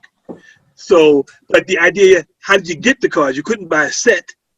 You had to buy them 5, 6 at a time. So the idea was, we'll get all this money, and then they'll find out what the story's like, But then you're throwing away a bunch of cards. You get a lot of copies. So no, that didn't work out too well for some folks. But other people said, we'll do both. We'll tell the story that's in the book, or we'll start a brand new story so you can keep up with it. And then who was it? The Shadowhawk had the cards that every 9 of them formed a picture. Right. And that's how the cards went into the book. So they were smart. Okay, but I loved getting my favorite characters. I got Wonder Woman, I got Superman, I got Batman, and the more I got of them, I got to mention Storm, and God knows, do you ever get enough Storm trading cards? Never. But like I said, that's probably how I got 3,000 cards. But I love that, and let's face it, for young fans, they make the perfect gift. It's not like I'm giving them a book where the parents can say, "Well, we have to check this out." You can see plainly on either side what's in the story, and it's not going to be a problem. So, for a person like me who likes to try to encourage young people and not look creepy, so that was exactly what those they turned out to be. They turned out to be a perfect way of reading a little piece about the character. Yeah. That's right. So then, did Milestone achieve what they wanted to achieve? Ooh, interesting question. Yes. And no. Because so, let us know. Yeah, tell us about that. It's funny you should ask. It's that you got the presence in the one area that was difficulty and still is difficult for all African-American comic book publishers: distribution. If you don't have an end in distribution, you pretty much can, even if you're online, it's not the same. So DC said, we'll cover that for you. Okay. But then, as you should have suspected, you know who Daddy Warbucks is, right? Yeah. Yeah. Little Orphan Annie? Okay. Daddy Warbucks may look like a sympathetic old guy, but he never was going to let go of the reins. So you don't care what you think. So DC was always, well, no, we can't pump that stuff. Wait a minute. Our contract clearly says now, well, we say no. Okay, so it becomes that. One story, I don't know if I wrote about it, but Dwayne McDuffie wrote it. The Lightning character, Static Shock, has a girlfriend, and they decide they want to have sex. So that's the story. Okay. yes. Now, here's the thing. DC didn't want them to show condoms. And McDuffie said, wait a minute. If I had an image of her and I said, put her butt in a prominent image on the front cover, y'all would have doubled the copies. He'd have made twice as many copies. He said, and it was suddenly done. It wasn't like, they were brandishing them or putting them on. They were on the side table. But DC, and said the first time he found out about that is when the cover came out. He said no one talked to him about it before it came out. And then they had an extra cover on top of it. And then he opened up and then you saw it. But you couldn't do it in the store. So I said, and he said that was pretty much it for him. They wanted editorial control over something that they really, they should have that should have been clear to everybody. And I get the feeling it wasn't. But then how often is that true with a partner? Now, you think we understand each other, Right. but somebody thinks, oh, well, I'll get away with what I want. That's always going to be a nightmare. I want to talk about the success for a minute. My perspective a little bit in that when I was teaching, I had Michael Davis come to the class. He's something, and he came. He's one of the creators of Static, and I had a class of Duke students, and it was mostly white, and I had 2 black students. And when he came in and I introduced him in connection with Static, and none of the white kids had any idea who that was. And there was one of the 2 black kids, the boy in the class, the guy in the class. It was like introducing him to Elvis. He thought Static, and he explained to me after. He said, "You have no idea how important that character is to me." And I think and I've since talked to, so every year I would ask any of my black students, I'd say, what about Static? Because I would talk about superheroes. And that character is enormously important to kids of an age that they were watching the TV show. Absolutely. It was huge. Yeah, he had a cartoon for 3 years or something, right? Yeah, and it was big with the black Did they win the Peabody? Yeah, I think it did. He was, if I can say this so nobody gets offended, he was like the black Spider-Man. Yeah. Right. That makes sense. Before there was a black Spider-Man. That's true. Mm-hmm. That's true. Yeah. That's a good comparison, actually. Yeah. So then now there's some other 90s milestones, which we talked about, the Dwayne McDuffie stuff. Sure. Barry Crockett, Motown Man, 1999. Then there's also this book that I actually find it's difficult for me to find. I was trying to find it. A Cartoon History of African Americans chronicles history of blacks in America starting in 1619. And it's like a visual or a cartoon history of that. And you mentioned that in your book. And that came out in 1997. So, there just seems to, what was the energy of the 90s to suddenly bring out such an awareness and such a curiosity about this? Brother, I get 2 words: personal computers. There you go. No, because now internet. Yep, absolutely. And you could you could write, you could have a program that could draw, and if you had the internet, you could distribute. Yes. Okay. And you didn't have to wait in line for somebody, because remember back when there were like basically 2, but there were maybe 5 comic book companies, and you knew they took what they wanted and they didn't what they didn't. Right. And they hired guys to write what they wanted to write. So any kid who wanted to write a comic book, you're doing it on the back of the paper that comes with your mom's nylons, and you're rolling it off on a rolling press thing. And but now your own hand. And then for when I got involved with the ECBOC, the group of independent black comic book producers, that was just amazing, and it's become an important network. In fact, it mirrors a network that was in place when the Black Pullman and Black Press kind of cooperated. Yeah. Certain towns wouldn't take black papers. and the Pullman would grab the bunch and throw them off because they knew somebody would pick them up. So they kind of defeated that kind of thing where we're not going to get you have to get news from any place else. That was the same thing. When people realized that I could cooperate with somebody else other than, the big guys and still get my job done, and be creative, that's what the 90s was about. Wow, that's cool. Yeah, because that's what happened to TV channels as well, right? There was 3 networks at some point, and then suddenly the internet just changes everything where they don't have all the control and the whole filter on everything anymore. Absolutely. So Which is interesting that happened to them because that's what movies had until TV came in. Yeah, right, exactly. And actually, and comics had that almost kind of before TV even. So then now in 2003, a couple things happened in 2003 that you mentioned. There was basically a Black Captain America and it was a commentary on the government experimenting on African Americans. And Absolutely. then also in the same year, Thunder is created, Black Lightning's daughter. It seems like these things are happen in clusters or something. But tell us about those two characters. Why are they important in going into the 21st century?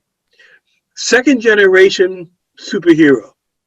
Been kicked around a little bit, but not really done. But then you find that, that they do it and it's an African-American family. And then, of course, now we have it as a we had it as a TV show.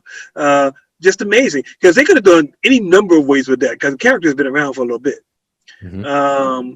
The first one you asked me about, I'm sorry, go back for a second. Oh, yeah, the Isaiah Bradley, I think, is the Black Captain America, and there's a commentary on government experimenting on African Americans.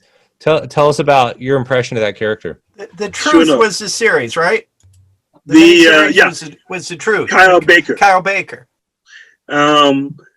Tuskegee experiment, which a lot of people still don't know about, where Black prisoners were told they were giving a cure for syphilis and gonorrhea, and in fact, they were not. They were given nothing, not even a panacea. And the idea was the goal of the experiment was to see what would happen. The results would be of syphilis on the human body over 30 years.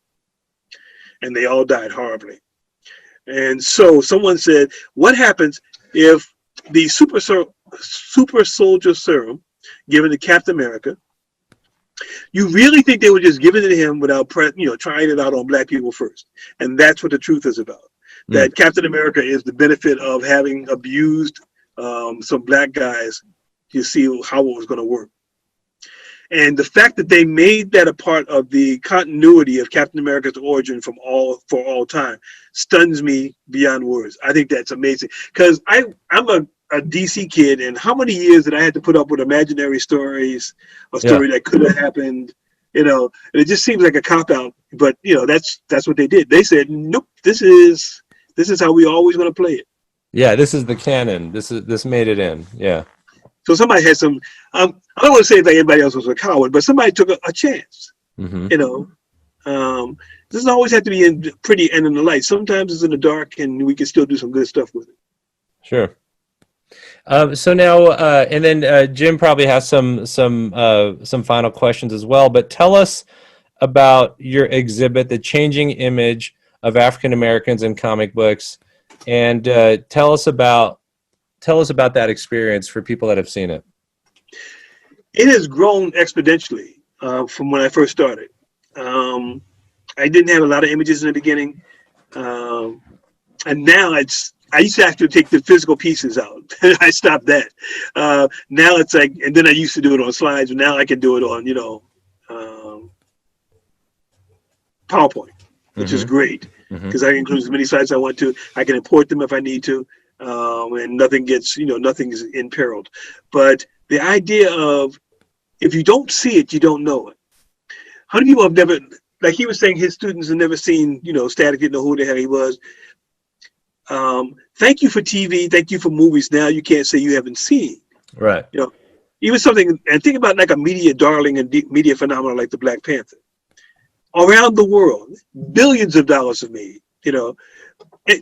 Sequel coming.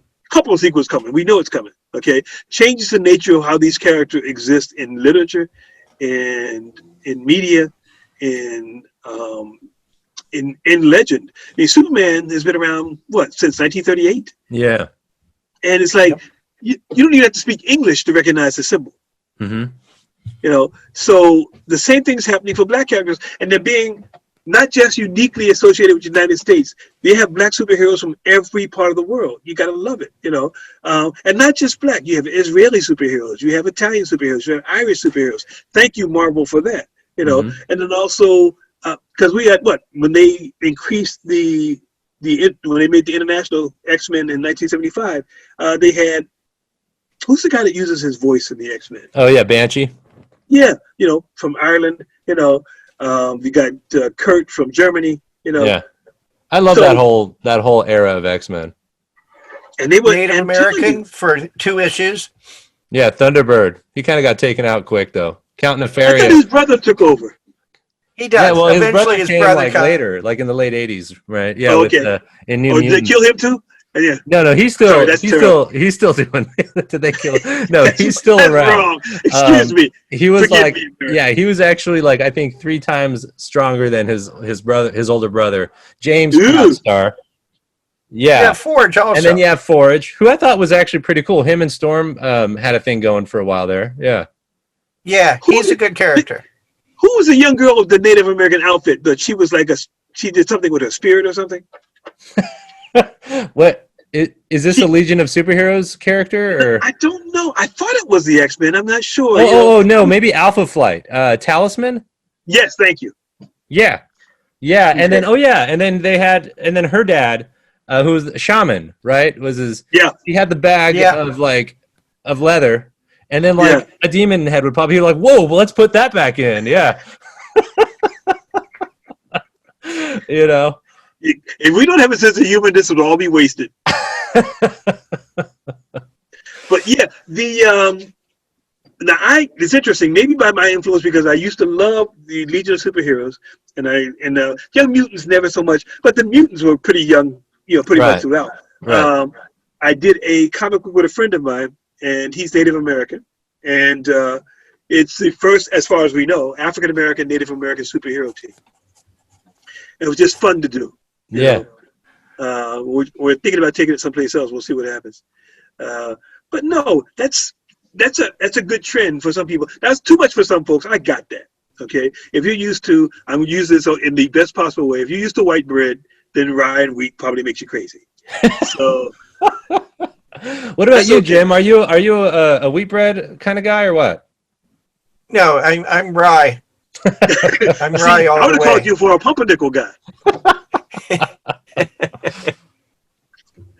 But I think the biggest thing is that when I take my exhibit out, everybody shows up. I have a part of it that I do basically just for people who are of another generation, and talk about Krazy Kat and talk about Woody Woodpecker, because I said, you guys remember these characters, and man, they're jumping on it. It's like you think I was in a room of 15-year-olds. That's awesome. And that's exactly why I do it, because you think that you don't have anything in common with another generation. You absolutely do.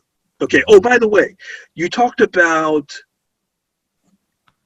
the public service ads. Yeah. I just recently did some pieces about Joe Palooka doing one, Frank Sinatra doing one. So they went pretty far afield to make sure that they were letting people know. Listen, this is an important message. Yeah. Now, do you feel coming into the present time?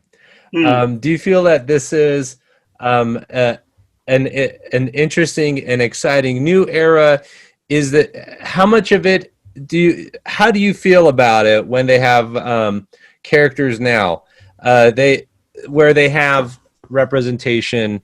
Do you feel like it's been well done? Do you feel like it's driven by some sort of like, okay, well, we need to make a race-based character and we'll do this? Do you feel like it's artificial? Do you feel it's genuine? What's your impression, since you've had the whole gamut of seeing how this whole thing's evolved? Sure enough. But something think about something too is that we have a former U.S. president who's been represented as a superhero in a number of comic books. Yeah. Okay, and that's like amazing. All he said was he was a fan of comics, and that's all. And that's all comic book makers had to hear. Yeah.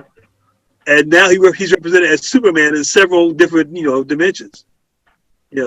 I think And that's the amazing. Spider-Man cover with him his head on this. I've got that up on the wall. I think it's an important time. I think there's always a chance that somebody's doing something for money as opposed to for a better reason, and that's just a chance you take. And can something be done badly even when you start off with good intentions? Absolutely. But I'll take a shot. Yeah. I take a shot. My goddaughter and I, we never miss an opening of a superhero movie, and we're having the time of our lives. Literally, it's like she's a lot younger than that, but it's like we're both kids, Mm-hmm. And we go to matinees where nobody else is there, so we can be as loud as we want. Mm-hmm. I love that because that's what I did when I was a kid. The movies and the people you saw on the screen. That this was not a time to be quiet. This was a time to to be exuberant, and that's part of what youth is about. I think that if comics ever capture that or keep that, we'll be okay. I think that when the story has to be this way because a computer or what's the thing that they use to predict behavior? They're doing it now on computers. God, I just saw a program on it. In fact, they use it in one of the Marvel movies to figure out who's going to be who they need to get rid of because based on how they've acted, we can predict what you're going to do. Oh yeah, in Avengers, they figure out about was it going back in time or they figured out it was something where they did. I know what you're talking about. Hey Alex, I got 5 questions. Pretty random. Should I would go with those now? I think All so. right, first one, which is brand new, and it's only because you brought up the Legion of Superheroes. What was it about in the 70s putting all the people on one island? Because both in terms of Tyrok and on Krypton, they had the Vathlo Island where the black scientists all... when you were reading that, did you say, all right, I'm happy to see something, but this is crazy? No, that was Kryptonian segregation, and I'm going to call it just what it was. Yeah, it wasn't good. And they never knew what to do with Tyrok either. I mean, he comes in, hey, there's a black legionnaire. And then it's like, nope. Yeah, get him a new tailor would have been the first thing they needed to do. That outfit was patooey. Get out of here. You're thinking. Don't walk through my neighborhood wearing that towel, okay? The interesting thing that gets me is that the first map of Krypton shows the island of the blacks, and they all got these monstrous afros. It was like the mid-'60s.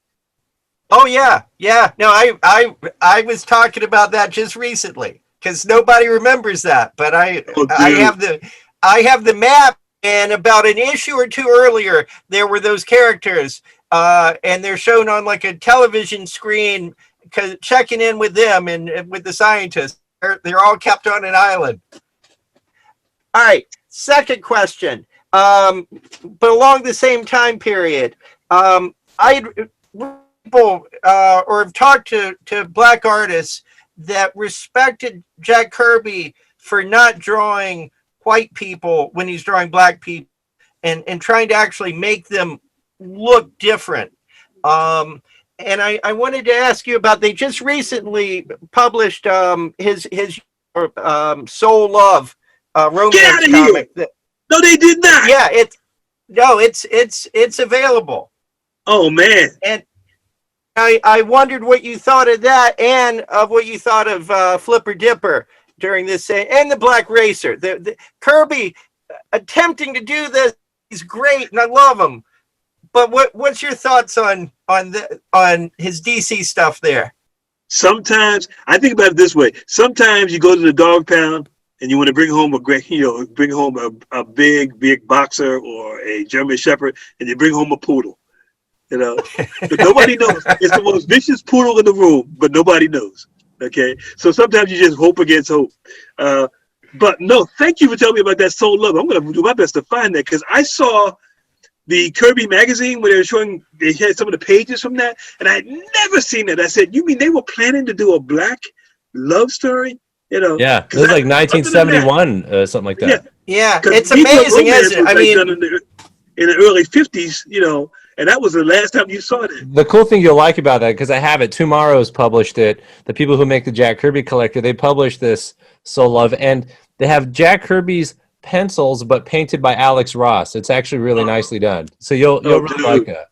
Thank you, gentlemen. Now my birthday wishes have come true. All right. I notice in our conversation that we talk more about Black characters in Black comics than we do about Black creators. Absolutely. And Trina Robbins did one on women superheroes, and then most of the rest of her work were on women creators. Do you have other work in mind? Are you going to do more on African American comic creators at some point? I would love to. It's one of the banes of my existence is that it's just hard to get to people. I got a big list of people. In fact, I'm going through my research piles now, but this is not a shot to anybody. It's hard to get the rights to publish people, because I understand how it is when you are like underfunded. You think everybody's trying to rip you off. I am not, but that surely sounds like what everybody says. But there's a bunch of them, and I've been in touch with them since like the late 90s. And I'm keeping track of as many people as I can. The opportunity, I'm reasonably certain, will make itself present, and I'm going to chase it down. And along those lines, I want to segue into a couple of names of people that I have a special affection for. Sure. And the first one is somebody I know Alex wrote about too, and I'm interested in it because I'm interested in Chalk Talk during that certain period, especially in terms of religion. Elton Fax. Do you know his work? He No. was an African-American comic artist that went and did a lot of WPA stuff. Whoa. Yeah, and he did some Alex, Western pulp art and stuff too, and then a little bit of comics. I'll tag you in that in the Facebook too. Thank you. So look up him because that's interesting. He's fascinating in terms of his history. Let's talk just briefly about Matt Baker and his contribution, because he seems like somebody that ought to be covered in far more depth than he has been. Well, actually, somebody put out a book about him. Yeah. I thought it was fascinating because to that point, no, and somehow I'll bear the shame, but. But no, because I wanted to find out more about him myself, and somebody just had done some thorough research. Also, with who you mentioned, the creator of Torchy Brown, there's a book about her, which I was surprised to see. Yeah, Jackie Ormes. Yeah. The Matt Baker book is good. I just finished that, and evidently, I don't know if his family knew, but he had these two best friends, and I think one was an Italian artist, and he was all. He had a lot of friends that were Caucasian in the art field, and a lot of them were Italians, and they were all buddies. And Al Feldstein really liked them a lot, and they all worked in the same studio. And it was interesting. His closest friend, who was an Italian guy and who was a comic artist, say that Matt Baker was actually gay, which I didn't know because he drew women so perfectly. No fooling. But that also that he generally wouldn't really talk too much about race when he'd hang out with a lot of his friends. He was just very excited and enjoyed the culture of the moment a lot.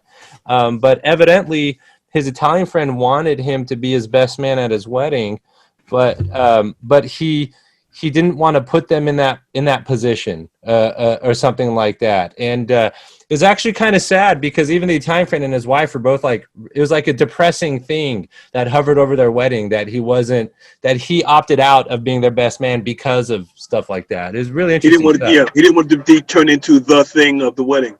I got it. I'm feeling it. Oh, listen, for both of you guys, A.C. Hollingsworth. Oh, yeah. I love his work, and the fact that he turned into a fine artist from starting as a cartoon artist when he was 15, just an amazing story. I own some of the original pieces of his work, but only because I was paying attention when some other people were not. Oh wow, it's very hard to find. Great. All right, couple of other. Go ahead. I want to get your feeling about in the era we currently live in of tremendous archival publications. just putting things back in the and make them accessible that haven't been in a long time. And the specific one I want to ask about is the one that didn't happen, which is Captain Marvel and the Monster Society. And it didn't happen because of worries about the Black representation of the one character. And when we're doing this historic arc stuff, how do you feel about, should the character be altered, cleaned up, those pages somehow, he was too central to the storyline to limit it, or should it just be all out there? And I would normally say all out there, but when you get to something that so obviously going to have a children's market, I'm just curious what your feelings are. They made several for TV movies about the Spirit. Several. And interestingly enough, the Ebony character was much more palatable, and he was sharp, and there was nothing anybody could complain about. So to modernize the character, I got that. Okay, to try to bring it back in the old days and just say, well, it worked then. Well, no, it doesn't work now. I mean, they tried that with Amos and Andy. On the radio, two white guys imitating black people, who knew? But when it came into the TV show, this is the biggest conversation I had with my students about this. I said, okay, their parents would say, look at all the black professionals being shown on Amos and Andy. Lawyers, doctors, judges, okay? But look at the parity of who we are overall. So which would you rather have? And I feel confident enough to speak to that for myself, but not for anybody else. Amos and Andy's hard because my wife, TV professor, and she shows it in class, some aspects of it, and you're both horrified, but Fish is funny. I mean, the lines are funny, and it's very tricky, especially you're doing it in front of students, and the mix of how the reactions are. It's a tricky business for sure. It is. I taught diversity as a diversity counselor and consultant for years, and the thing that we would ask somebody was, would it be funny if you changed the race of the people who are saying it? That kind of helps. That's exactly right. All right, but my penultimate question: history, in terms, comics are an interesting vessel for telling Black history, and that's been especially noticeable in the last decade. And the two books I want to talk about would be the hip hop history, Family Tree, and March. I interviewed one of the authors of March, and we got on the phone, and we must have hit a common chord because we must have talked 2.5 hours. And the hip hop, I was on the Eisner Awards, I think when that won an award.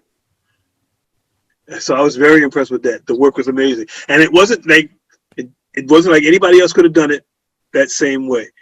Which means that somebody else want to do it a different way, they most certainly can. And like most hip hop artists, they have their own take on it, when they were introduced to it, which influences they had. I think that's real important.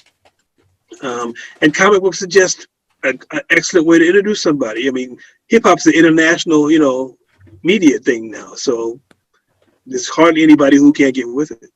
It is an amazing time when, both in terms of comics and TV documentary, you can do so much with Black history from different voices in ways that really, really weren't available for wide distribution in earlier days. And along with that, in terms of fiction, I wondered if you have if you're up to date on certain Black creative teams and books, and specifically what's going on in something like Bitter Root right now. Oh God, yeah, big fan. I was hoping you were going to say that. Can you talk about that a little bit? Because I'd like listeners who don't know that comic, and a lot of them don't, and maybe in the same way that that my students didn't know Static. You know, I think there are people that don't gravitate to that, and it's a fantastic book. It's interesting. I get to it for so many different levels because I see different generations represented. And first of all, I love what was being done with the color for it and the paging and how they put it together.